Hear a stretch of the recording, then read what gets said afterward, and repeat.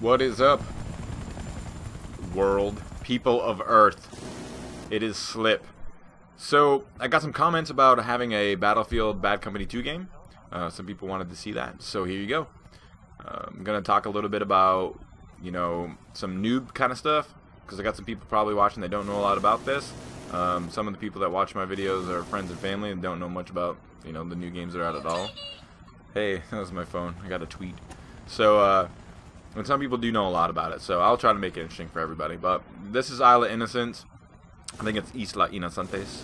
It is Espanol, but I only know how to say beer and bathroom in Spanish. So the objective of the game is to move forward, take over 2 points at 3 different staging areas in this game. I go ahead and rush the A plant here, and as you can see, it is suspiciously devoid of any sort of defense. Something as a tip for people who are beginning to play, I'll tell you what, don't sit in the pregame and talk about how awesome your last game was while the 2 guys that spawned in get their asses kicked by the opposing team. Go ahead and have a great game, maybe have some laughs about what happened, but it is really annoying when you spawn in to a defensive match and there's like 2 of you and you got 10 guys sitting in the pregame lobby. Oh, I got the combat efficiency, I'm better than you. Got so much more kills, you suck, my balls, gay, you're garbage, you're garbage. Which really actually doesn't happen that much in Battlefield. The community is a little less vocal. That's more of an interpretation of the Modern Warfare 2 community. But I'm just in a 2-man squad with my buddy Rob Z, and like I said, I'm going to share kind of my thoughts and feelings. Some of the stuff that you're seeing right now it really are the amazing graphics, the environments, game physics, and the reality of this game are amazing. It's one of the things that makes it so much different from any other first-person shooter I've played. You can see just the details amazing. The reflection of the water, details of the weapons, the vehicles, the environments, and all the environments are destructible. Of course, you can take out the trees and stuff like that. So pretty amazing. And at this point in the game, I've been playing the medic class. I went through and here I hadn't gone ahead and maxed everything out yet, but I've maxed out all the classes now. And I still continue to play a bit, but I find the game to be a little bit frustrating.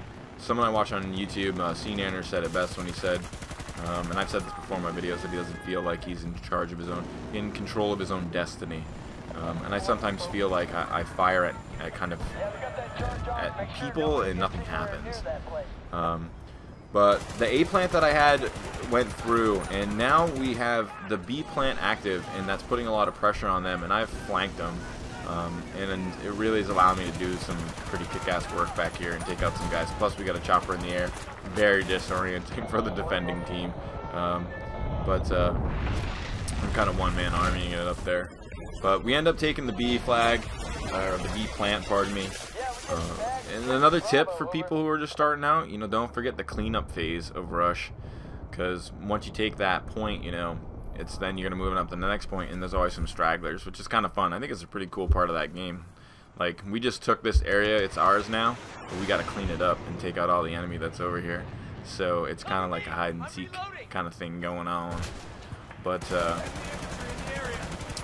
medic class is pretty sweet, man. The ability to fire as many bullets as it can. This is the only class that, you don't have to reload very often. It's pretty powerful. Because, the NG class, you fire off your 7 bullets. Now, I don't know, it's like 24 round clips or something like that, or maybe more, but it still is, it's a couple of bursts and then you're reloading. With medic, you can go a long way. And moving up to the next staging area, I go ahead and pop up this sniper kit. I pick up the sniper kit.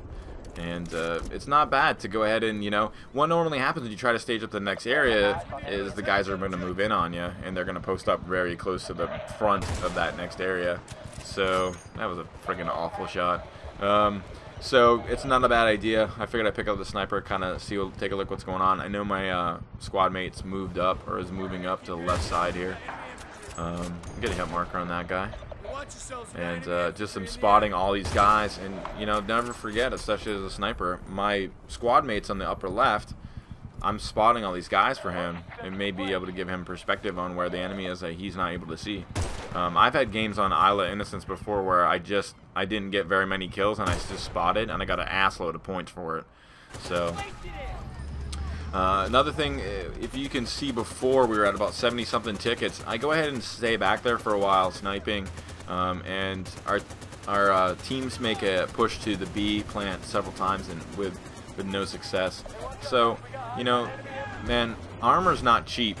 It's, you know, a lot of people think that tanks are cheap and they don't use them or whatever. I don't know. I don't get it, man. The object of the game is to rush, and that little metal box makes you like invincible. So I bring in the Bradley. I use the tank quite a bit, quite often in most games. Bring in the Bradley and it just throws the other team into, you know, it's like mayhem. I'm a one-man invincible army. So take out 2 or 3 guys, cause a lot of havoc in through there. I went ahead and planted B, then this guy go ahead and defuses. But you can just see, like, you know, if you're effective, if you play strategically, the amount of mayhem that you can deal to the other team is amazing as a single player. You just got to take your time and think about it.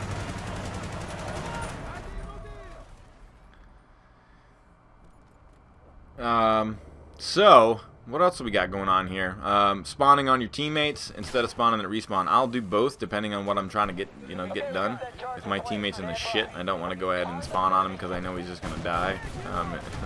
I'm not gonna do that. But Rob's is already back up to the B plant, and I spawn on him and give him some cover here. But this is an example I wanted to kind of show about the power of the medic. So that sniper takes me out, I'm revived. And throw some bullets in here because I'm kind of just, you know how it is, it's disorienting when you just come, you know, whenever you're reborn, it takes a second to remember what's going on. So I shoot all my teammates there. But the last time I was in, I was kind of on the other, I was in this corner where I am now, and I was getting my ass kind of kicked. I took out a couple guys, but I figure I'll post up in the other corner this time, and you're going to see it yields much more success. And that right there is a major game flaw. I can't stand when I'm trying to plant and I pick up kits. What a pain in the ass. I hate that. But yeah, much more successful in this position. It's like fish in a barrel. Keep coming, keep coming. I don't even know who gets me. I don't know, but we end up taking out the B, both plants at this point, and moving forward. So you can see now that we got that plant. I'm going to go ahead and decide where to go and actually wait for us to take out the plant so that I can spawn way closer. We still got a heli up here, and again what we're doing is just cleaning up and moving up to the next staging area. So the next part of this, what do we got going on? Oh yeah, Slip's favorite game, try to take the heli. So if you're on the defensive side of this map, it is my opinion that you should pretty much never lose. When you have access to an attack helicopter against an invading army that does not have one, you should just fucking walk all over them consistently and constantly and just over and over. I try to beat feet back here to go ahead and get the heli, but I'm not able to, and so in protest I'm going to throw pebbles at it and be pissed off about it. So at the end of this match, as you can see, we have won. We should not have been able to win, in my opinion. When you have that heli, if you're effective with it, there's just no way the other team should be able to get in and make those plants. But I post up a pretty good score here. I ended up getting 19 medals, 32 and 14. So the KD's not amazing, but at the same time I did count out 9 revives that I had, or 8 revives. So I used 5 or 6 tickets out of a total of 225 tickets. So it's, you know, 10,000 XP, 33,000 from game, 3,300 from game, 7,200 for the award score, 14 medals, 19 medals, pardon me. And yeah, so it's a great game. I like Rush. It was my pleasure to post up a video here for you. Keep commenting, rating, and subscribing. Thumbs up this crap for me, guys. Come on now. I get like 1 thumbs up. I know you can do it. Click it. And stay tuned for more vids. I love you. Bye.